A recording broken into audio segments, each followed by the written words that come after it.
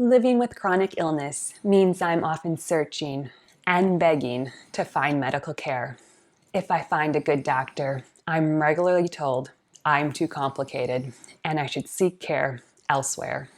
If I do find a doctor who will work with me, I pray and hope the doctor understands the complexities of my medical conditions.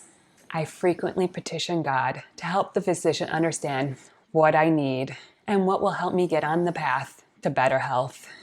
As tempting as it is to usurp God and try to force things to happen, I have found it is best to sit back and allow God to direct my path.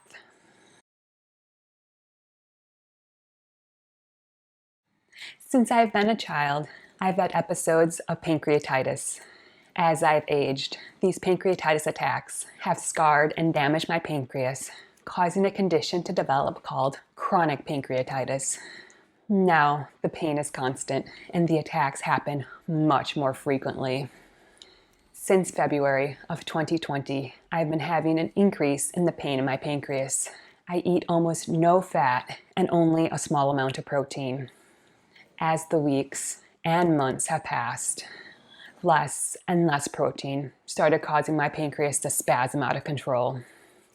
In September, the pain significantly increased. In November, the pain dramatically increased. I started having full-blown pancreatitis attacks every 3 to 5 days. My ability to eat all food greatly decreased.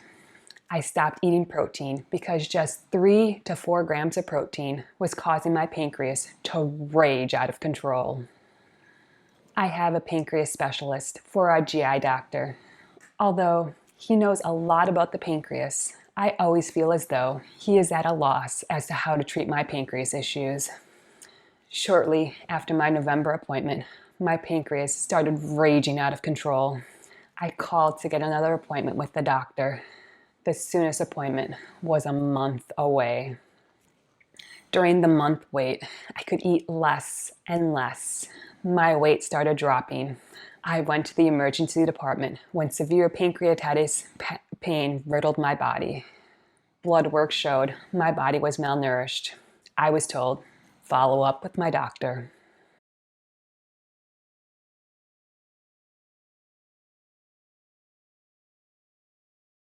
When my December appointment came, I felt as though the doctor was pushing off the seriousness of my pancreas issues. He was going to give me some pain medicine, and he was also going to prescribe a drug to help reduce the amount of diarrhea I was having when my pancreas acted up. As the appointment was drawing to a close, I felt panicked. I pleaded silently with God.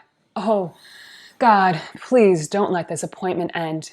Please don't let this end without any intervention. I need a feeding tube. I cannot continue on like this. The pain is horrible.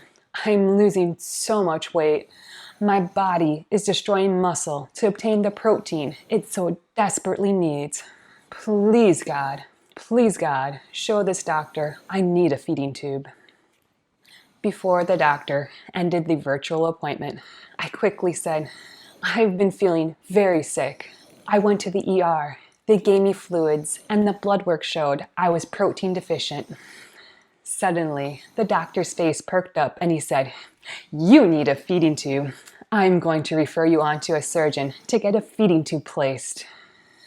Upon hearing these words, I wanted to shout with joy. I silently screamed out in my head, oh, yes, a feeding tube. That is what I had hoped for. A feeding tube will hopefully get nutrition back into my body without enraging my pancreas. I fought back the tears which were welling up in my eyes. I breathed a sigh of relief. The doctor said a few more things before he ended the virtual visit. As I sat looking at my computer screen, I silently praised God. Oh, thank you, God. Thank you for intervening.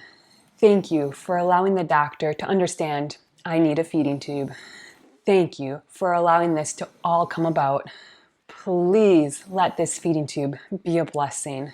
Please let this feeding tube provide the nutrition I so desperately need.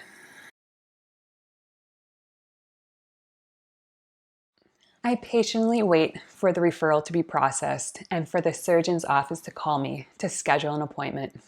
After waiting almost a week, I decide I'm going to act. I feel as though I might be usurping God. I should just sit and wait. But the previous day, I had one of the worst pancreas pain attacks I've ever had. The thought of waiting, doing nothing, and enduring more of these attacks makes me want to burst into tears. I call the clinic. I wait and wait for the phone to be answered.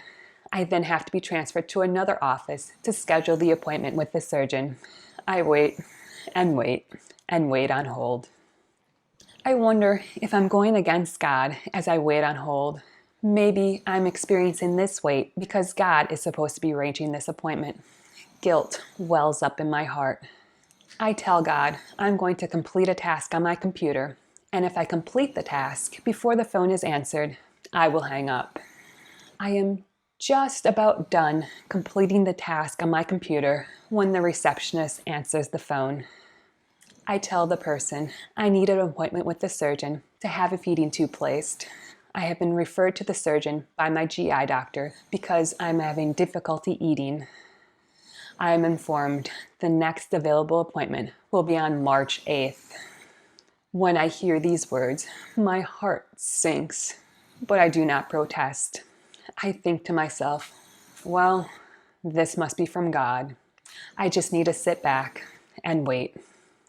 As I'm pondering all this, the receptionist says, "It sounds as though you're going to need an appointment very soon. I'm going to schedule this appointment for you, but I will put a message into the office stating the reason for the appointment and asking if they may be able to squeeze you in to be seen sooner." I profusely thank the man for his kindness. I hang up the phone and again thank God for the receptionist's compassion. The receptionist could have done nothing, but his heart was moved to act on my behalf.